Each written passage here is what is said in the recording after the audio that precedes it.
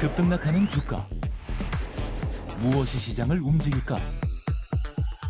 우리가 몰랐던 종목의 숨은 뒷이야기. 정윤성 앵커가 알려드립니다. 오후장 투자의 모든 것. K스탁 라이브.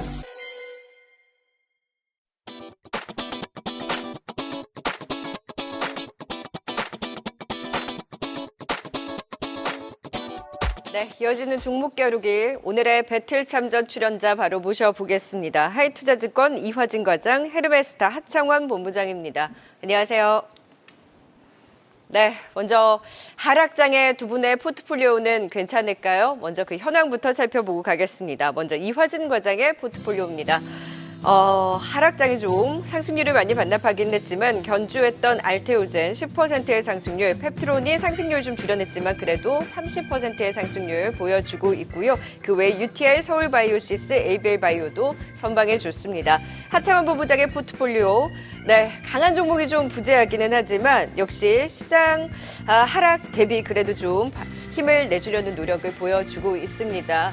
시장과 더불어서 종목 포트폴리오도 좀 더 살아날 수 있었으면 좋겠네요. 오늘도 시초가 기준 탑5 현황입니다. 와, 지금 부동의 1위가 이화진 과장의 펩트론이었는데 펩트론이 3위 자리로 밀려나고 한중현 파트너의 넥슨 게임즈가 무려 50%의 상승률로 1위 자리에 올라서고 있습니다. 전일 주가 급등, 오늘도 낙폭이 다른 종목들 대비 제한적입니다. 강하고요. 2위는 퓨처캠, 그리고 4위는 브랜드엑서 코퍼레이션, 5위는 리가캠 바이오까지 그래도 바이오주들이 상위 순위권에 대거 차지를 하고 있습니다.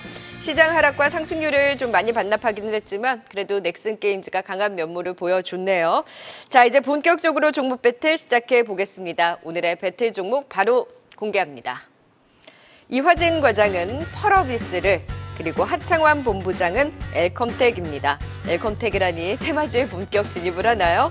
자, 이화진 과장의 펄어비스 8월 20일에 있는 게임스컴을 앞두고 붉은 사막 공개, 붉은 사막의 신작 모멘텀으로 오늘 배틀 종목으로 선정해 주셨고요. 하창원 본부장은 엘컴텍, 시장 불안과 함께 안전자산 선호 심리가 올라서다 보니 금 가격의 상승과 연동이 되는 엘컴텍을 또 금 관련주로 선정을 해 오셨습니다.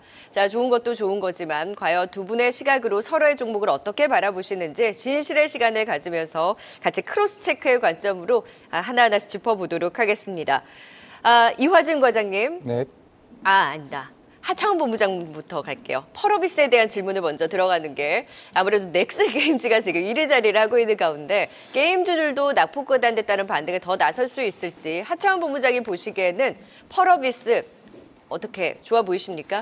네, 펄어비스 뭐 지금 최근에 주가가 말을 해주고 있는 것처럼 상당히 기대감을 가지고 잘 올라왔는데 이 펄어비스가 과거에는 주가가 엄청나게 높았었던 종목이잖아요. 이게 게임 개발이 지연이 되면서 좀 악소문들이 많이 퍼졌었죠. 이제 헛개비라고도 얘기가 나오고, 그다음에 이제 붉은 사막이 피사막이다, 뭐 이런 식으로 좀 악명들이 펼치게 됐는데, 물론 지금은 가이드라인이 상당히 많이 나와 있는 상황인데 게임주는 사실 신작이 얼마나 잘 나와주는지, 그리고 뭐 일매출이야 워낙 IP가 강력하니까 잘 나올 것으로 기대가 되는데, 뭐 그런 부분에서 일정에 대한 차질이 이번에도 나타난다면 주주분들이 굉장히 좀 힘들어하지 않을까 싶은데, 뭐 해당 부분에 대해서 어떻게 생각을 하시는지 궁금합니다. 네, 조용히 헛개비라고. 네, 일단 붉은 사막, 그리고 나아가서 도깨비까지. 괜찮을까요, 이번만큼은? 네, 일단 지난 1분기 실적 발표 이후에 컨퍼런스 콜에서 이제 기존에 운영해왔던 붉은 사막의 게임 개발자들은 이제 본업에서 떼어 나오고 그 차기작인 도깨비 쪽으로 R&D 개발로 그쪽으로 모든 인력들이 다 옮겨갔습니다. 그렇다라는 것은 붉은 사막에 대한 개발 단계는 이미 다 끝났고, 그러면서 이제 이번 게임스컴에서 30분간의 유저 시연회를 이제 보여줄 것으로 보이고 있기 때문에, 물론 이제 계속 이제 길어지게 되면은 당연히 개발비에 대한 비용 부담은 계속 클 수밖에 없죠. 그만큼 인력들에 대한 비용 부담이 굉장히 크다라고 좀 생각을 하고 있는데, 일단은 내년 상반기쯤으로 이제 추정이 되고 있습니다. 물론 원래 올해 올해 한 6월쯤으로 생각을 했었는데 왜냐하면 이게 작년 3월쯤에 제가 이 회사를 탐방을 다녀왔을 때도 올해 6월쯤을 예상을 하긴 했었습니다. 하지만은 기존에 계속 꾸준히 당연히 트리플 A급 이제 게임이다 보니까 이제 고퀄리티를 위해서라도 그런 시나리오 작업들이 좀 많았던 점을 해봤을 때 적어도 내년 한 6월쯤에 좀 나오지 않을까라는 생각을 하고 있고 만약에 이번 8월 8일 날 실적 발표 때 물론 실적은 아마 적자가 계속 유지되긴 할 겁니다. 결국 제일 중요한 거는 붉은 사막이 중요하고 만약에 컨퍼런스 콜에서 조금 더 구체적인 일정이 나온다라고 하게 되면은 지금 사실 넥슨 게임즈 아까 그 퍼스트 디센던트 그리고 시프트업, 스텔라 블레이드 우리나라 K 콘솔 게임이 5월 달부터 계속 꾸준하게 글로벌 시장에서 상위권에 있는 상황에서 이번 8월 게임스컴에서 펄어비스에 거는 기대감이 굉장히 클 것으로 보이고 있기 때문에 그동안 많이 우려 섞인 리스크들은 조금 하나씩 해소되는 구간이 아닐까 생각을 하고 있습니다. 그러면 신작이 구체적으로 발표가 좀 임박할 때 그 전에 매도하는 전략인가요? 아니요. 이제부터는 물론 작년에 처음 제가 갔을 때 그 시나리오는 아까 헛개비도 얘기를 하셨는데 이게 다음 달 내년부터 붉은 사막이 나오게 되면 그 1년 뒤에는 도깨비가 나오고요. 그리고 그 1년 뒤에는 플랜 A까지 어느 정도 시나리오가 다 있습니다. 네. 일단 김대일 의장 자체가 이제는 모바일 게임보다는 퍼블리싱은 뭘 할 수는 있겠지만은 기존의 신작은 모든 콘솔과 PC 쪽으로 다 움직일 가능성이 굉장히 높기 때문에 향후에 대한 밸류 기대감이 오히려 넥슨 게임즈를 통해서 퍼레비스도 정도 나올 수도 있겠다라는 기대감이 같이 나올 수 있다. 그래서 어제 아까 넥슨 게임즈 1위를 하긴 했지만은 후발주자로 퍼러비스가 단기간에 올라갈 가능성이 있기 때문에 오늘 한번 가져와 봤습니다. 그래, 이번에 실적 발표하면서 과연 신작에 대한 일정에 있어서도 지연 없이 쭉쭉 갈 수 있을지 지금 뭐 붉은 사막 이후에는 뭐 도깨비 순차적으로 굉장히 순항을 한다면이라는 전제인 것 같아요. 사실 도깨비는 뭐 유니콘 종목이냐고 할 정도로 개발한다고 해도 계속해서 좀 막막했던 것이 사실인데 지금 붉은 사막으로 조금 더 신작이 구체화될 수 있을지 이런 기대감으로 이제는 천천히 올라갈 수 있는 그림 헐어비스 아니고 이제 펄어비스로 그 힘을 보여주기를 기대해 보고요. 자 이제 엘컴텍에 대해서도 공격 들어가 보도록 하죠. 이화진 과장이 보시기에는 금 관련주 엘컴텍 매매해볼 만할까요? 근데 금 가격이 그동안 1년간 추세 흐름을 봤을 때 과연 엘컴텍과 이게 상관관계가 있는지에 대한 여부. 자, 주가를 보게 되면 사실 금은 계속 꾸준히 올라왔는데 엘컴텍은 사실 그런 측면이 아니죠. 물론 오늘 측면에서는 좀 단기적인 변동성이 있다고 좀 생각을 했는 측면이 있는데 차라리 그럴 거면 금을 사는 게 낫지 않을까 좀 생각을 하고 있습니다. 네. 그래서 그 연동성이 그렇게 또 크지 않았던 것 같아요. 이게 연동성이 생길 때는 지정학적 리스크가 함께 있을 때는 굉장히 좀 강하게 탄력이 나오는 경우가 있습니다.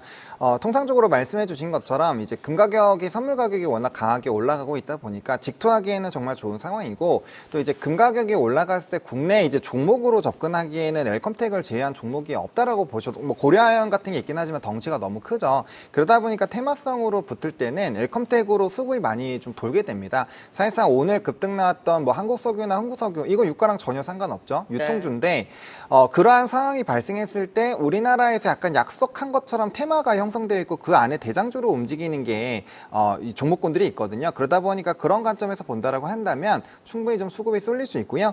그리고 과거에 2023년 8월, 9월, 10월 달에 보시면 주가가 굉장히 탄력적으로 올라간 전례가 있습니다. 이게 1,000원대부터 1,900원대까지 거의 올라갔는데 이때가 이제 이스라엘과 이 중동 쪽의 불안감이 굉장히 좀 강력해졌을 때 한번 주가가 7, 80% 단기적으로 급등이 나온 적이 있거든요. 그래서 이번에도 중동적인 리스크가 굉장히 좀 커져 있는 상황이고 제가 생각했을 때 신입 대통령이 되는 그런 상황에서 축하로 온 사람이 공격을 당했는데 그 가만히 있지는 않을 것 같습니다. 그래서 지금 속보로 계속 나오고 있고 해당 부분이 업데이트가 되고 있는데 이게 테마적으로 형성이 되면 처음에는 오늘처럼 유가나 뭐 방산이나 이런 쪽이 움직이겠지만 후발로 분명 이제 금이라든지 이런 연관된 종목군들이 충분히 상승력이 나올 수 있기 때문에 뭐 지금 이런 경기 침체라든지 이런 흐름들을 확인해가는 과정에서 분명 테마주 쪽으로 단기 수급이 돌 거고 그 안에서 가장 확률이 높은 쪽에 하나가 있기 때문에 그 와중에 좀 덜 오른 쪽에서 나름대로 좀 연관성이 있는 종목으로 좀 들고 왔다라고 보시면 좋을 것 같습니다. 불안한 장에서 테마가 조금 더 움직일 여지가 있는 쪽 그리고 상대적으로 덜 오른 엘컴텍을 또 선정해 주신 만큼 테마의 시각으로 바라본다라는 점도 같이 참고해 보시면 좋을 것 같습니다. 오늘 종목 겨루기 펄어비스와 함께 엘컴텍 결합 들어봤고요. 두 분이 현재 모멘텀으로 제시하는 투자 전략이니만큼 투자 판단은 본인이 신중하게 하셔야 한다는 점 다시 한번 고지해 드립니다. 네, 지금까지 이화진 과장 그리고 하창원 본부장이었습니다. 말씀 고맙습니다. 계속해서 다양한 경제 이슈를 알고 싶다면 구독과 좋아요, 알림 설정 부탁드립니다. AI 캐스터 권미정이었습니다.